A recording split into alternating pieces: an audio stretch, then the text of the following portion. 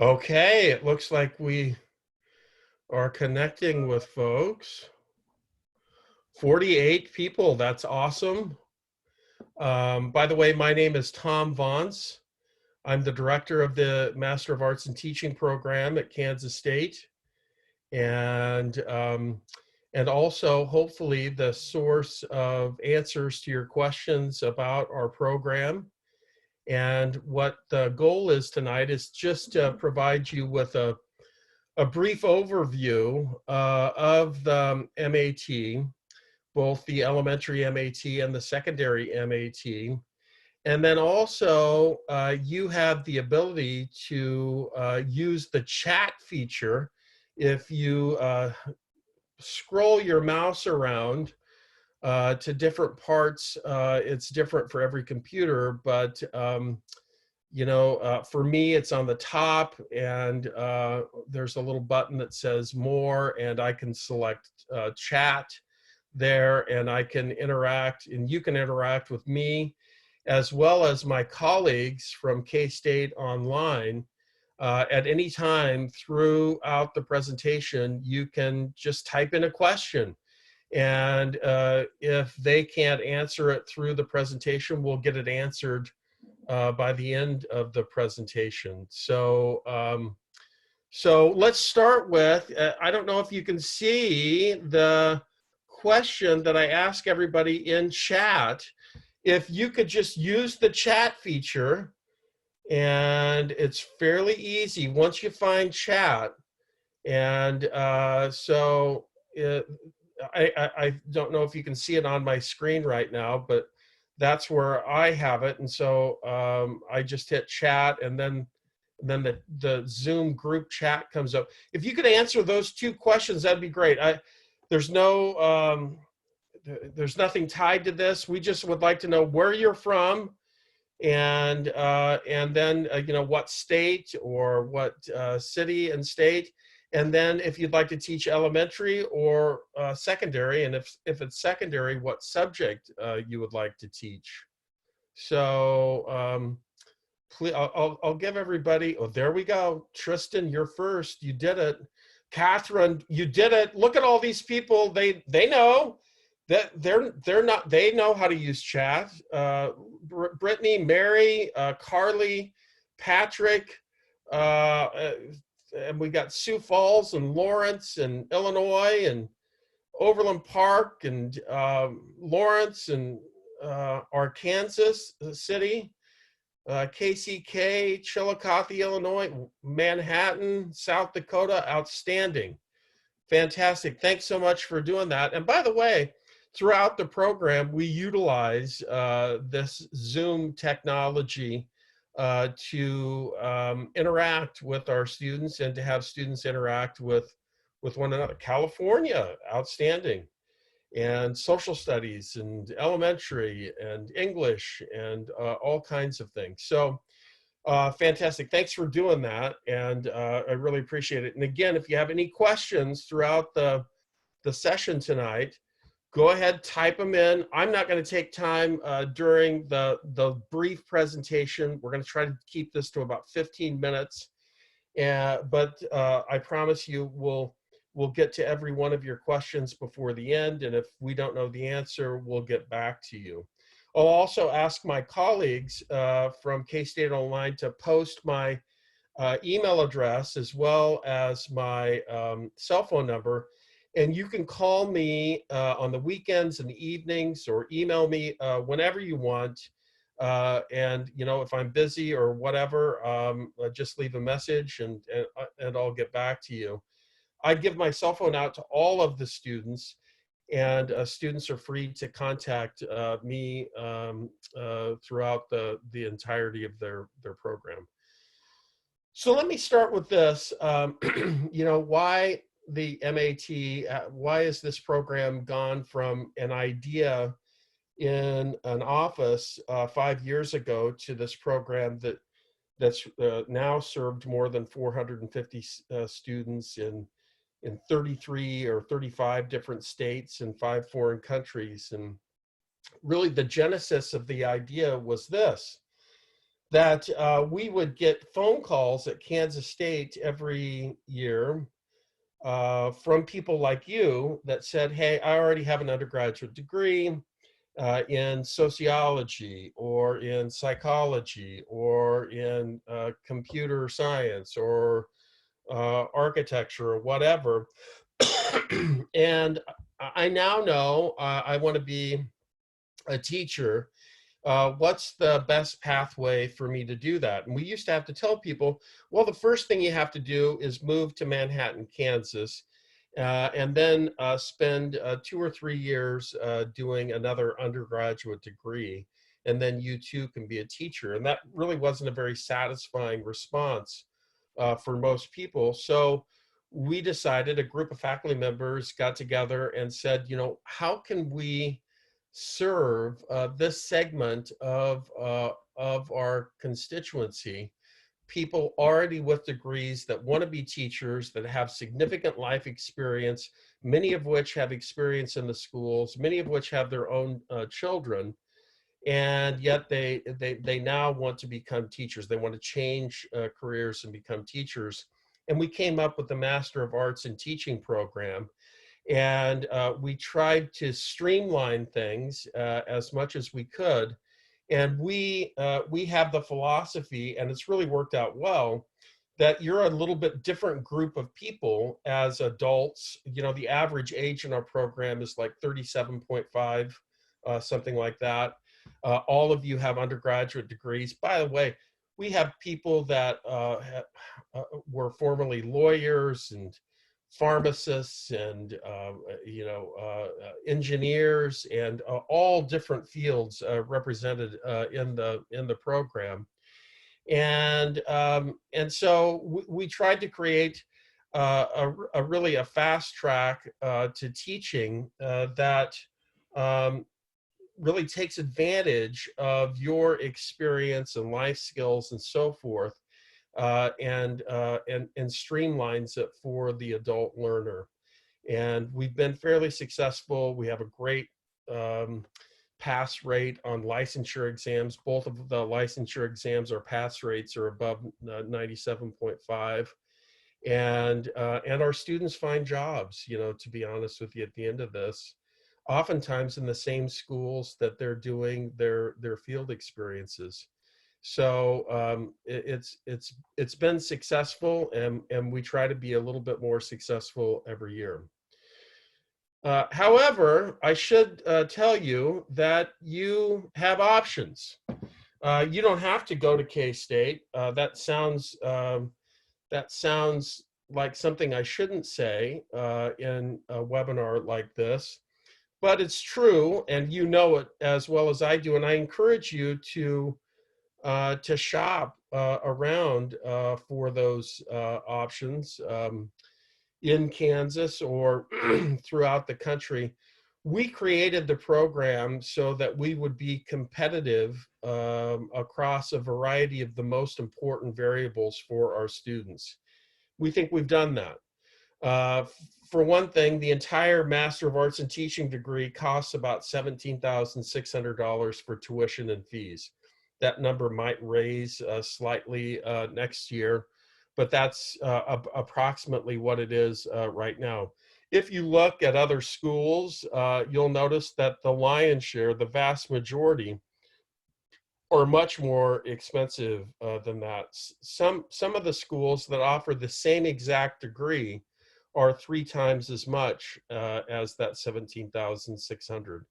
I won't throw any particular university under the bus, but you should know that really, for a master's degree, an online master's degree that also includes a recommendation for teacher certification, $17,600 is a value in this market. We also tried to create a program that was convenient, so all of the courses, everything that you do is online, and every course is also asynchronous. In other words, we don't make everyone log in at 7 p.m. or at 3:30 or whatever, but rather the courses are published, and there's assignments and so forth that you have to do throughout the course but you do them on your own schedule. Now, there are due dates for things, but when you complete those things, if something's due on Thursday, you might complete it on Monday because you're busy on Tuesday and Wednesday, for example. So we've tried to make this and really tailor the program to the needs of busy adult learners that we know have lots of other responsibilities. Our program also is, I believe, of high quality. We are not the kind of teacher preparation program that tells you exactly what to do. Rather, we treat you like adults. We give you clear guidelines and principles and the best practices and research-based ideas. But ultimately, we want you to put those things together to best fit your personality and the school and context in which you find yourself. That's a little bit different, to be honest with you, than a lot of teacher education programs that prescribe exact things that students have to do for every step of the way. We want our teachers to be adult, professional, independent thinkers and doers in the classroom. And so in some ways, I'd like to think anyway, that our philosophy of teacher preparation is a notch or two above a lot of places that you might choose to go. All of our faculty are tenure track faculty members that organize the very latest ideas and resources for you to consider and engage. And a lot of times schools don't talk about this, but it's not just the faculty that matters in terms of your learning. It's also the other students that you're in class with. And again, I mentioned that we have, every cohort, just this great group of students that challenge one another in every class to clarify their thinking, to refine their thinking, to refine their practice, to become better teachers, really. And so our program's of high quality. We're also really proud that although our program is large, your cohort will be a couple hundred, maybe 250 students. And you think, oh, geez, I'll just get lost in this, morass of students and so forth. And we don't let that happen. We assign each of you a teaching assistant, an experienced veteran teacher that really knows the ropes. And they're from all over the place too, by the way, not just Kansas, but we've got TAs from Texas and other states. And we cap the number of students each TA has at 10. And so you'll get to know your teaching assistant very well. And they grade all of your papers and work. They're your coach. When you begin teaching, you'll submit videos to them and they'll provide you with their assessment.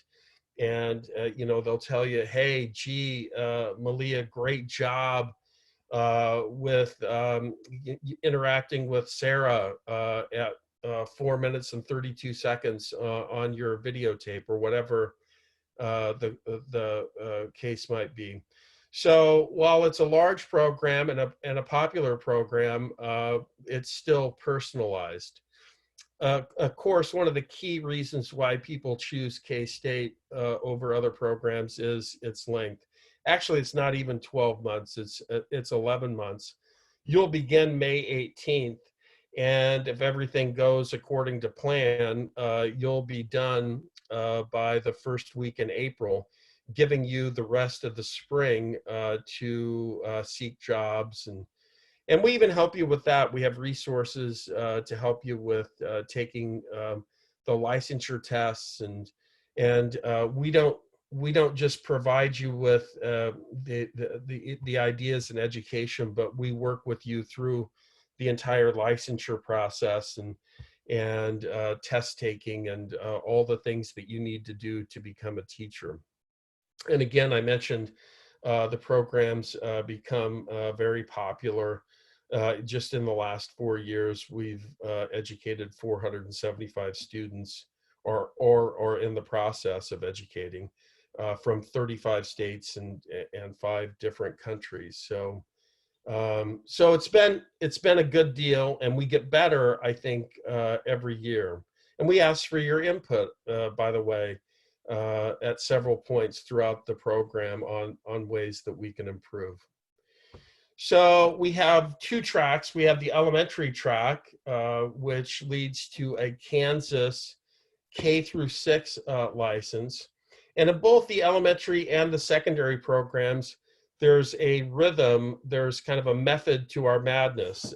During the summer, you take 3 different courses that help you become familiar with kind of the vocabulary of teaching and education, as well as some of the issues, social issues, student issues, demographic issues, curriculum, instruction, and assessment issues, sort of the basics, the big picture, to help you establish a foundation from which to make decisions when you get out into the schools beginning in the fall semester. You know, teaching and learning are much more complex than the average person thinks. And again, we've all had teachers that make it look so easy, and that's great.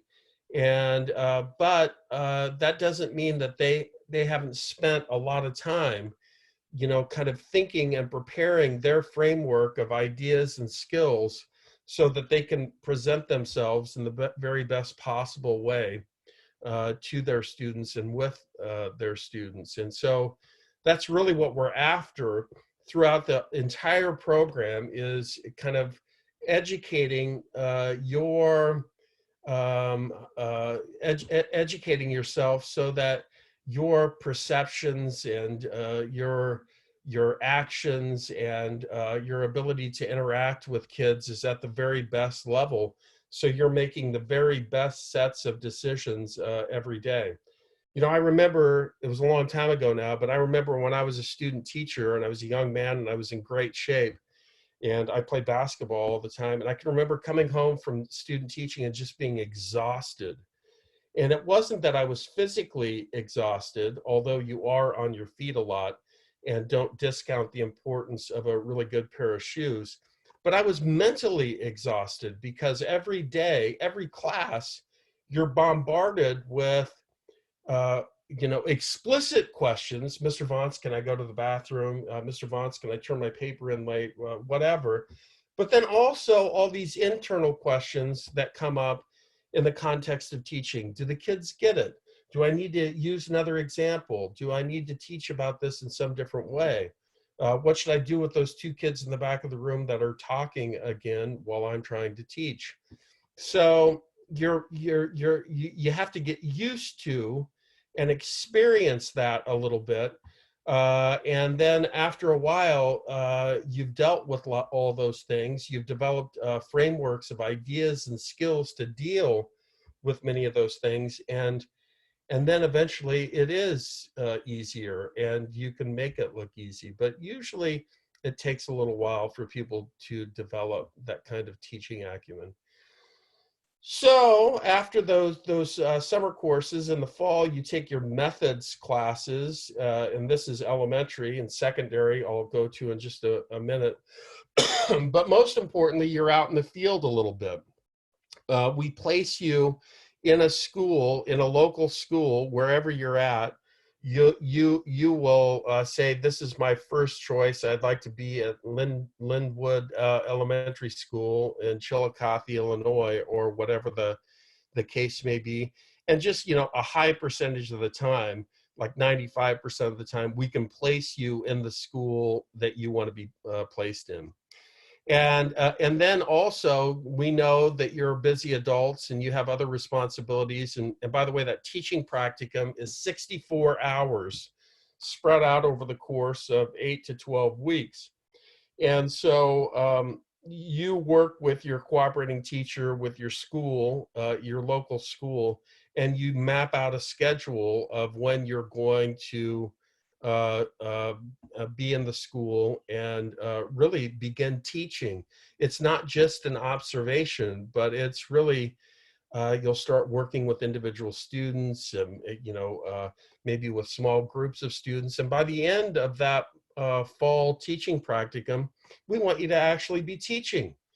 We want you to begin student teaching with some experience, and so that you don't begin student teaching with no experience, and you're more anxious about it. We want you to relieve some of those anxieties and kind of ease into teaching during the fall semester. By the way, both your field experiences in the fall, as well as your field experiences in the spring, the internship or student teaching, will be in the same school in the same classroom. So you don't have to relearn student names or relearn the routines that you've already done that. You've already crossed those bridges. So and that's been an advantage of the program.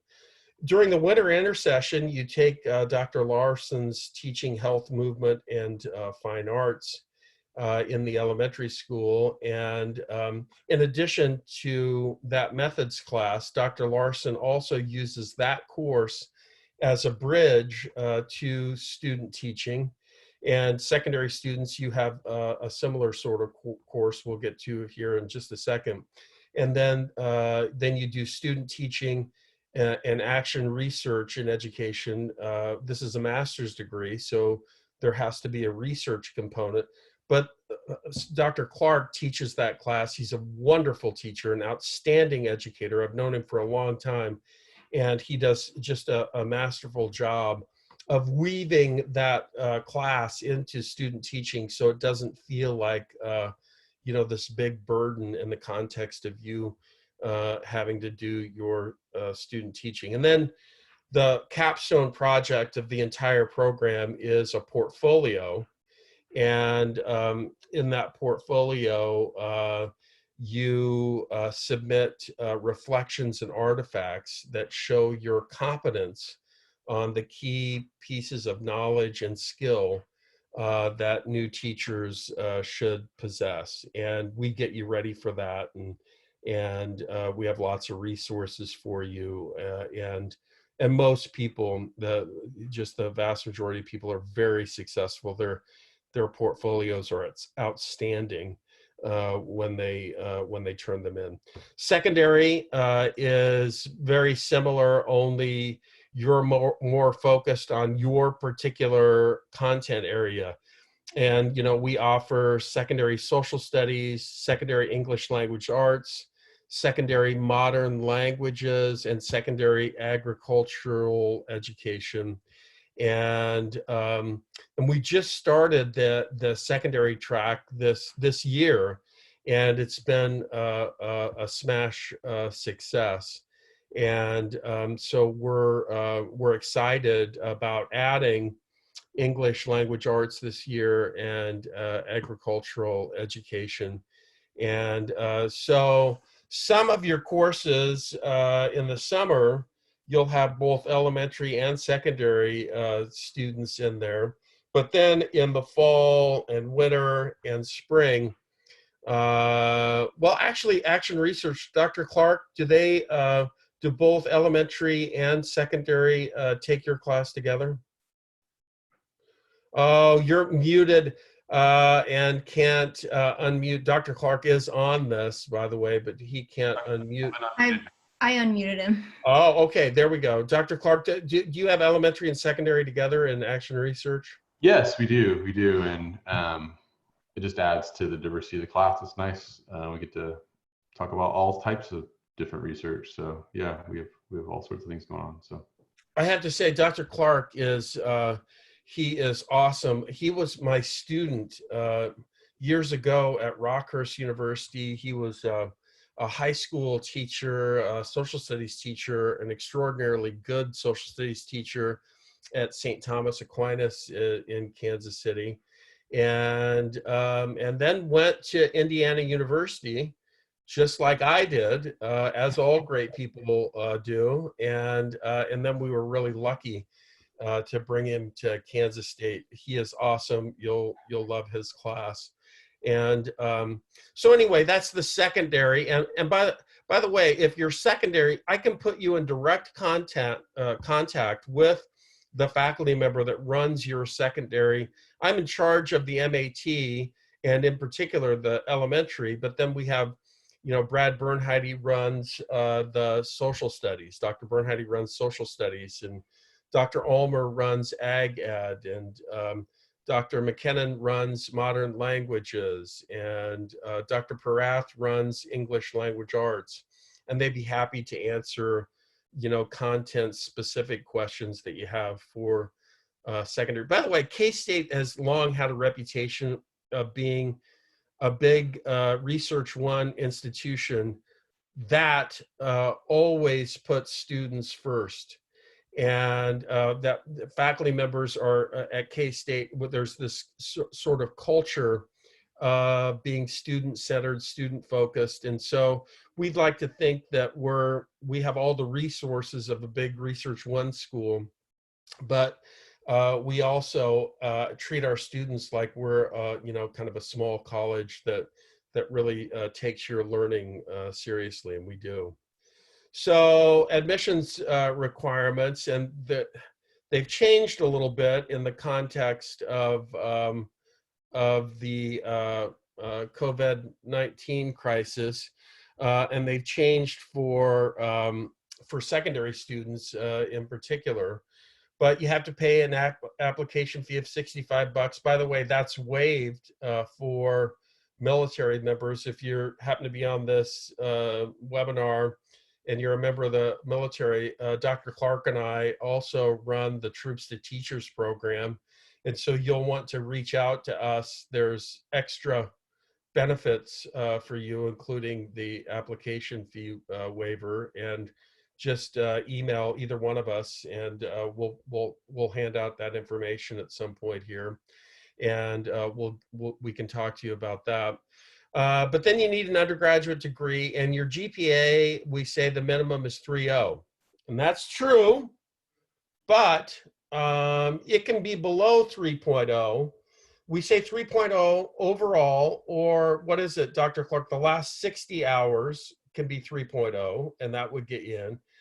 And if you're a little bit below that, there's some wiggle room there. If the rest of your application looks good, not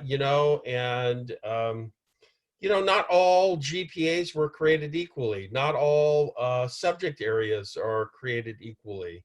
We had a student, a law student, a graduate of a law school whose GPA was below 3.0, but in law school, that's common. The standard line in law school is C's earn JDs. And so we look at those kinds of things too, and by the way, a graduate degree supersedes your undergraduate GPA too. So if you happen to have a 2, you graduated with a 2.5 undergraduate, but you went on, got a master's degree, and it was 3.0 or 3.5 or whatever, that would supersede the undergraduate degree.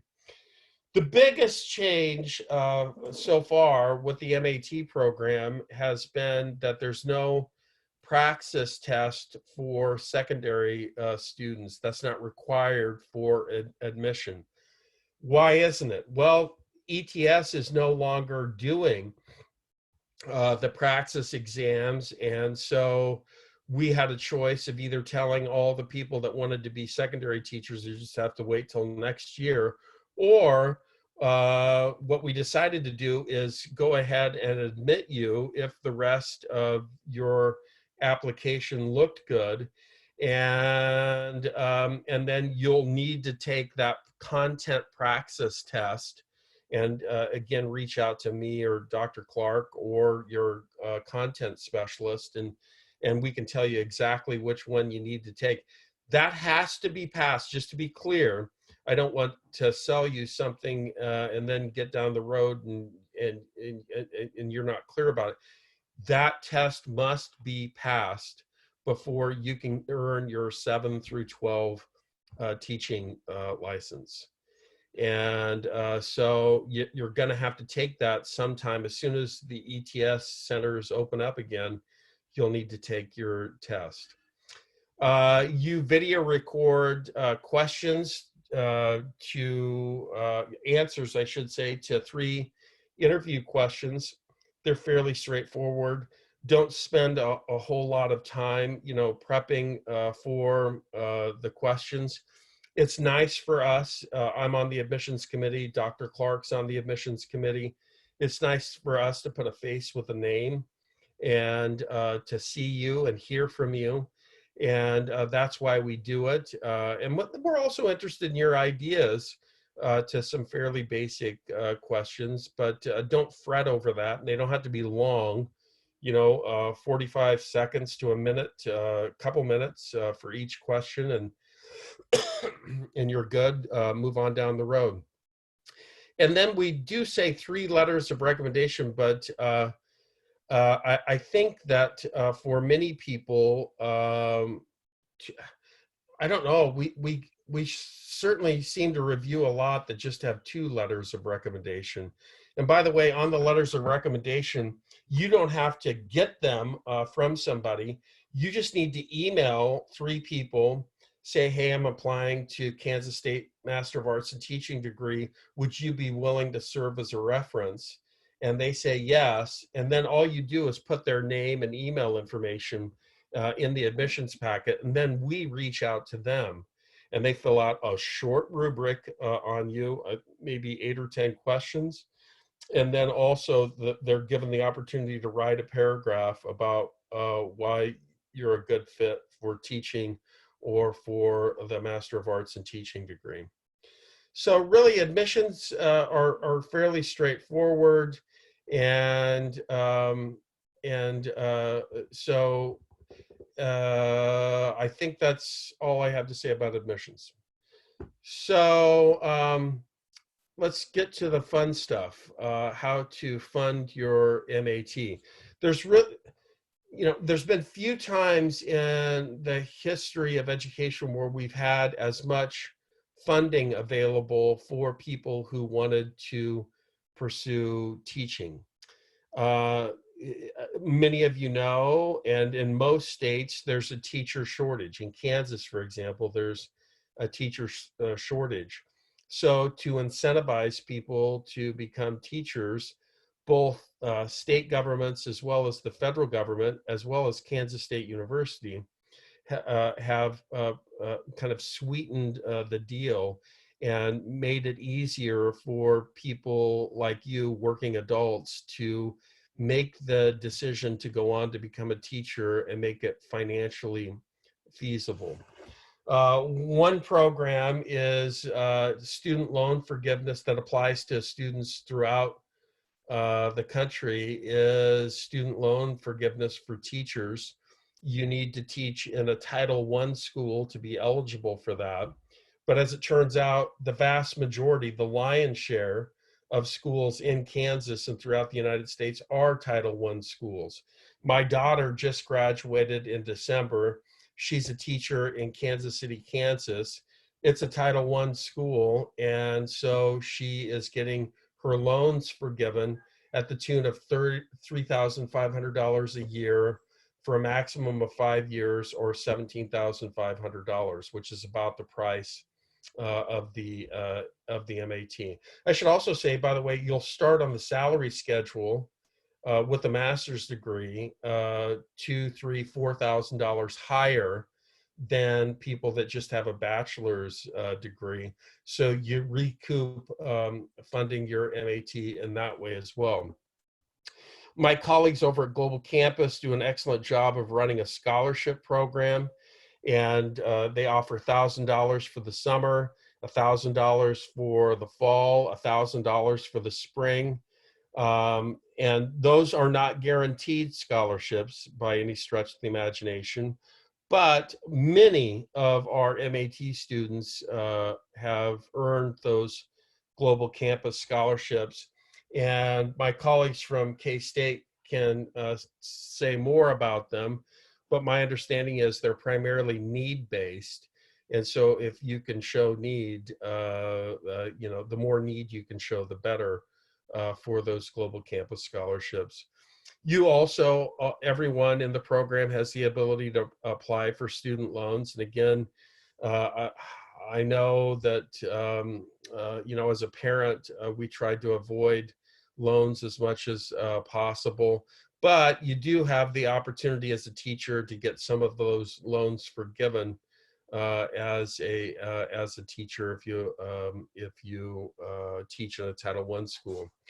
One thing you need to apply the FAFSA for both 19 and 20, which covers you for the summer, as well as 2021, which covers you for the fall and spring semesters. And sometimes students just apply for next year's FAFSA, and they're unable to get funding for the summer, and that's the reason why you got to do both 19 and 20. And I think I didn't put that on the thing right. I can't see it, but 19 and 20 and 20 and 21 are the two FAFSAs you need to apply for. And then you should just check with your state to see if there's any, like Kansas. I'll talk about Kansas here in just a second. Your state might well have some other funding opportunities. For example, in Kansas, we have the Kansas Teacher Service Scholarship, and I'd say 90%, maybe more than that, of our Kansas MAT students are on a Kansas Teacher Service Scholarship, and it's $2,217 for the fall, and the same for the spring. And all you have to, for elementary teachers, all you have to agree to do is teach 1 year in Kansas when you're done. For secondary teachers, if you're English language arts, you can teach anywhere in the state.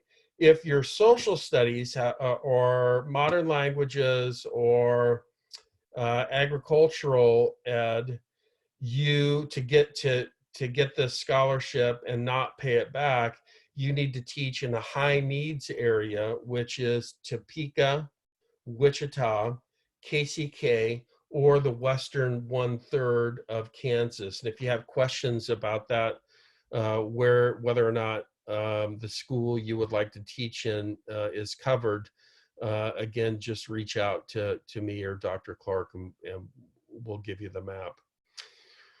We also, due to generous funding from the Kansas Board of Regents, we also are able to offer to elementary students as well as secondary English language arts students $6,750 transitions to teaching fellowships. This is going to sound like a sales ploy, but it's really not. I have about 7, 8 of those left.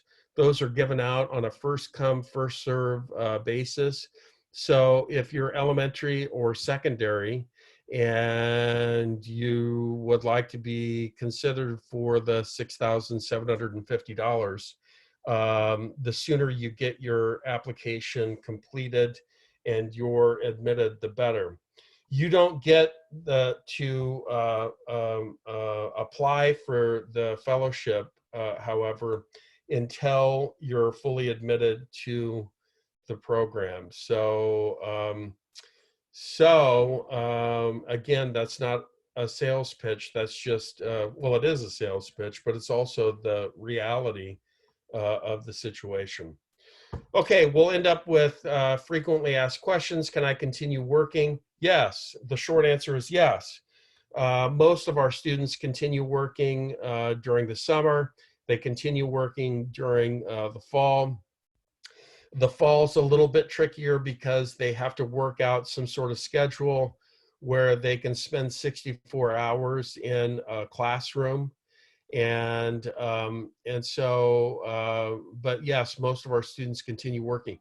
During student teaching, from the first week in January to the first week in April, student teaching is a full-time job. So not only can't you work full-time, we don't even recommend part-time working. It's intensive. And so most of our students realize that and plan for it. The field experiences, again, like I mentioned, they're in your local schools, and we check in with your cooperating teachers and that are out in the schools with you.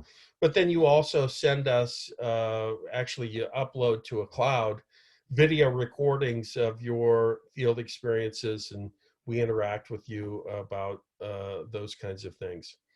You, at the end of this, you'll be recommended for a Kansas K-6 or a Kansas 712 initial teaching license, and which enables you to teach elementary or secondary schools. A lot of people don't realize this, but once you have your K-6 license, once you have your elementary license, you can test into any other secondary subject.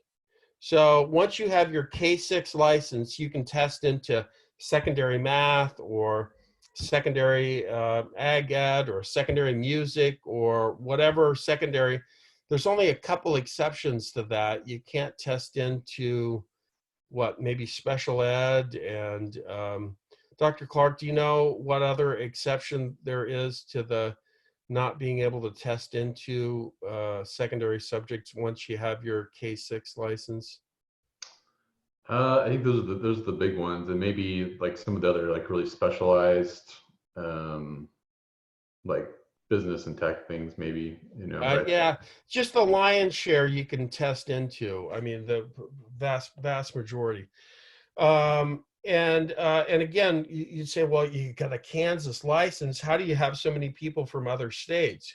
Well, once you have your Kansas license, then you can transfer that license to any other state. But you might have to do, some states say, yeah, Kansas license, we'll give you the whatever license. But some states make you do an additional step or two. Like I know Louisiana, I think it's still this way. They require you can transfer your license, but you have to take and pass a test in Louisiana history, for example. But we have a licensing expert on staff, Di Murphy, that will work with all of you to get your license transferred to whatever state that you would like to teach in. So, Dr. Clark, what have I missed? I probably went longer than 15 minutes. I do want to say, too, by the way, teaching is, I'm 54 years old. I've been a teacher since I was a young man, and I still enjoy teaching. I still enjoy the kind of intellectual challenge of organizing a class, of thinking about the best ways to engage my students in ideas. I still feel a real sense of satisfaction when I see growth in students, and if that kind of thing doesn't excite you, if you don't get your batteries charged by watching young people grow into something better because they were in your class for a semester or a year, then teaching probably isn't for you, to be honest. My wife was a teacher's aide at Central Elementary, and for 12 years, 13 years, as long as my son was in school here in Wamego at Central Elementary. And she said, it's nothing short of amazing that the very first day of school, the kids are dropped off at school. Some of the kids are crying. Some of the parents are crying. Some of the kids don't know how to blow their nose, or all of the kids don't know how to line up for recess. Some of the kids don't know their letters or numbers, And through the course of 9 months with a highly competent teacher, those students not only know how to line up for recess and blow their nose and keep their hands to themselves, most of them can read by the end of kindergarten. Can you imagine, you know, being tasked with teaching kids that there are these 26 symbols, and see, these symbols make different sounds, and sometimes they make different sounds depending upon the context in which they're yada yada yada yada yada, and you're 5 years old, but I'm going to teach you how to do that. To me, that's nothing short of spectacular. And that's just one elementary example. I could say the same thing about, you know, turning kids on to digging deep into the why we had a revolution in America in 1776, or why we wrote a constitution in 1787, or what they should expect from their government, or whatever the case may be. If that kind of thing doesn't charge you up, then teaching's probably not your bag. Or even little things, you know, a kid that hasn't raised his hand all semester puts his hand in the air for the first time during your class. If that doesn't charge you up, then, you know, teaching probably isn't for you. All right, I'm off my soapbox. Dr. Clark, what have I missed? Anything? I don't think so. I think you cut it off. We've had a number of questions that I wanted to bring up to you from the chat, and some of them have been emailed to me. We've had a number of students and applicants asking about the application deadline, and they're concerned that they may not be able to make the April 1 deadline. And so I just wanted to pose that question to you. It's a great question. I should have addressed it. I'm just going to be terribly honest with everybody. By the way, honesty is always the best policy as a teacher. It's always the best policy. And we have an April 1st deadline so that a lot of you will apply by April 1st. But that deadline will soon change. We do this every year, and the deadline will soon change to sometime the first week or two in May. And we do that for a reason, so we're not bombarded right before school starts with 200 applications. So that's a little trick. It's not really it's not dishonest, is it? Dr. Clark's he has philosophy and linguistics and so forth in his background. It's not an outright lie, is it, Dr. Clark? No, not by using my ethical framework. No, your ethical framework says no. Yeah, right. Good, right. Very good. Well, you can ask Sid later. Right. Yep. Sid's an excellent moral compass. That's right. How much time do you have, though? That's the best. No kidding. She would think through it, ask you some questions. We also have had a couple people ask if they can use this as a stepping stone for like school counseling certification, or to become a librarian, or things of that nature. Well, I think the short answer to that is yes. Dr. Clark may know more about that than I do, but I suspect, at least in my experience, the lion's share of school librarians as well as counselors have had some teaching experience. And but I don't know that it's necessarily required. Dr. Clark? Yeah, for librarians, they usually do, especially if you're elementary. My spouse is a librarian, and she has her elementary teaching degree, because you are teaching. You're teaching lessons in the classroom, so you're expected to teach. If it was secondary, there might be a little more leeway. But if you are on staff as a librarian, they usually want you to have some sort of teaching degree one way or another. Counseling, I think, is also the same way. They want at least 2 or 3 years of experience teaching, I think, before you can even get into a counseling degree program, I believe. If you want to be a counselor in schools, that is, right? So. Yeah. Great. And then some people also have asked about what kind of technology would be required for this program, especially when it comes to recording themselves for the student teaching component. Dr. Clark is probably more, I'm just gonna, teachers have to be terribly on. I'm going to be terribly honest with you. Dr. Clark is smarter than I am at almost all things. I know more than he does about a few things, maybe constitutional law, but that's maybe it. And so you have you have me on this one, but we've made some adjustments so the technological requirements aren't that heavy. Is that true, Dr. Clark? That is true. Now you've got their expectations up really high that I'm gonna, no. You're gonna fly. Yeah, but we used to require you to get, some technology that was $400 or $500. We use Go React now, which is much easier. In fact, we don't even charge for it, I don't think. No, there's no charge for it. There's no extra devices. Really, you can use your phone. You can set it up, in your classroom. It records to a cloud, so you don't need extra storage on your phone or your iPad or whatever you decide to use. You can borrow, something from the school. Maybe if you're there, you can check something out from if you're in Kansas.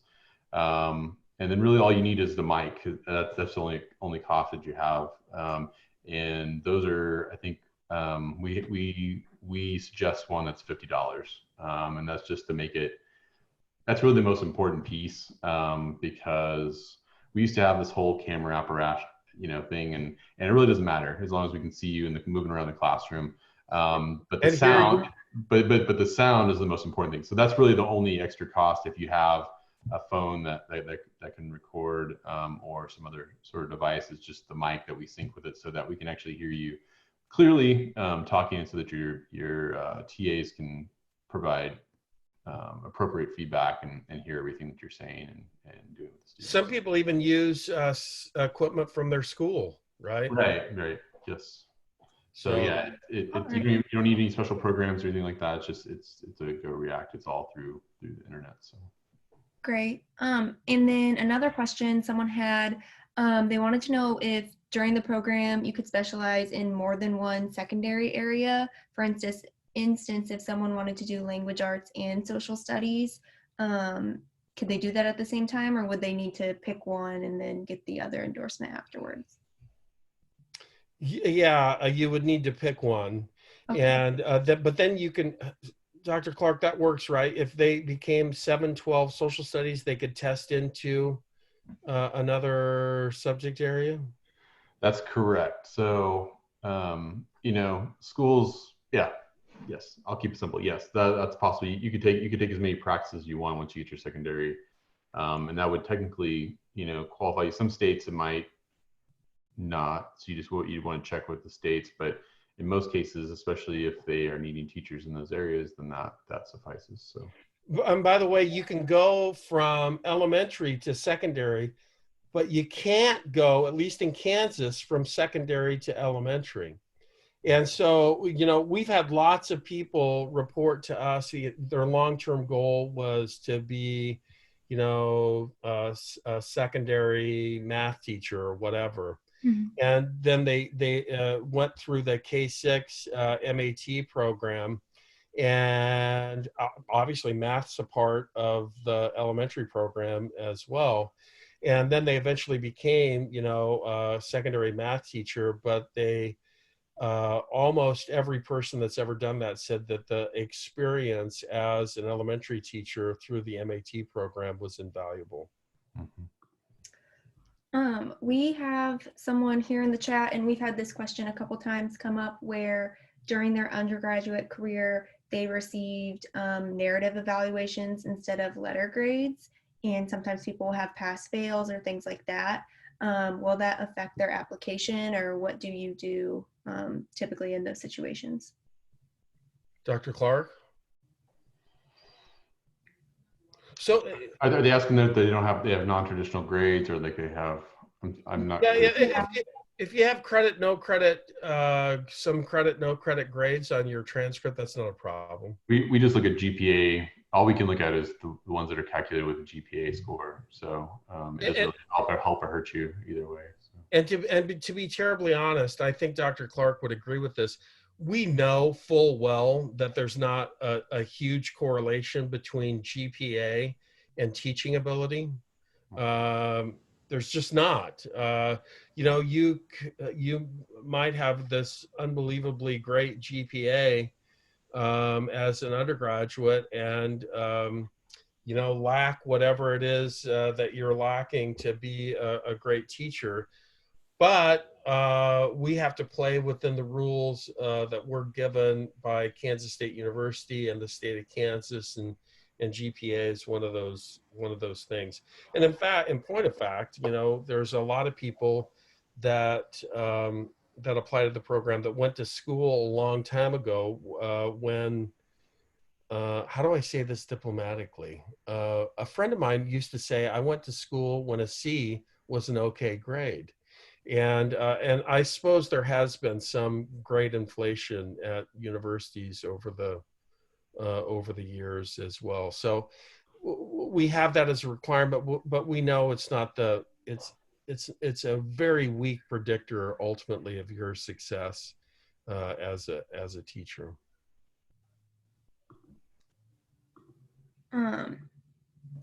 I also wanted to just remind everyone that once we're recording this right now, and once we have received the recording, we will be sending it out to everyone. And then also we do have application fee waivers available for everyone that has attended this. Oh, yeah, everybody. What? K-State Online has application fee waivers available for everyone. So if they would like to follow up with us when they're ready to apply at online@ksu.edu, we'll be happy to supply you with those waivers. K-State Online. Shoots and scores. That's awesome. And I want to publicly thank here, while we're still being recorded, my colleagues over at K-State Global, Malia and Brittany and Diane. Am I missing anyone? I hope not. This was this was great, an opportunity to talk to a whole bunch of people. There's 63 people on right now, and that's awesome. So that's great. Any other questions? They're wanting you to type the email, send out the email to request the waiver.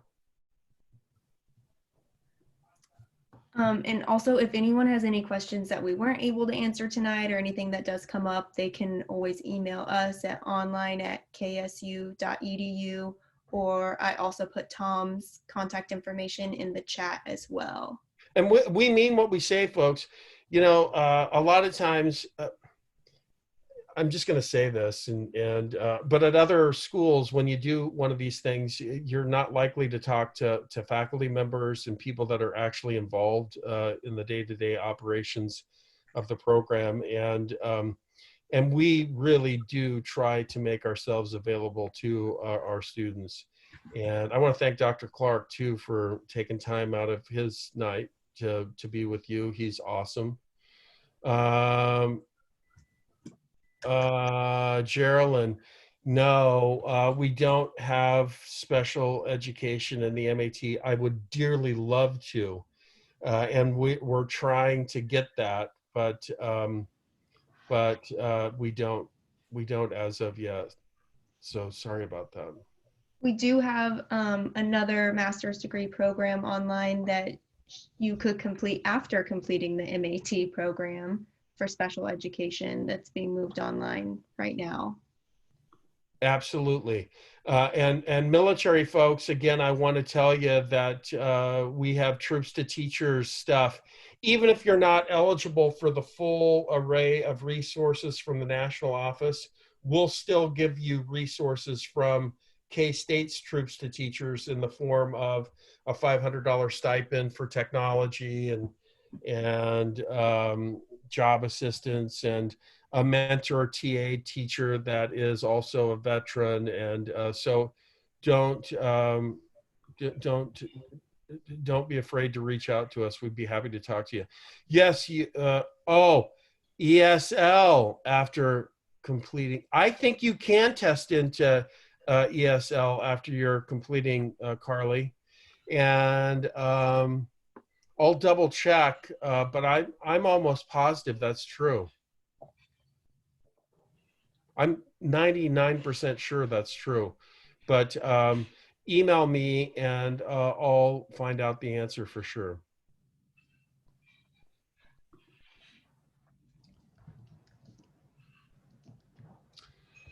Any other questions or? Well, I wish you all the best, and I want you to stay healthy and stay safe in the context of our COVID-19 crisis. Hopefully, it won't have any impact on what we do. Hopefully, it'll be resolved by the fall, and you'll be able to proceed with the MAT just as planned. But if not, we will make decisions with our students at the forefront of our minds. And don't hesitate to reach out to me or Dr. Clark or anyone else if you have questions. And with that, I will bid everyone a fond farewell from Wamego, Kansas, and the purple recording studios of the Vance compound. So we'll talk to everyone later.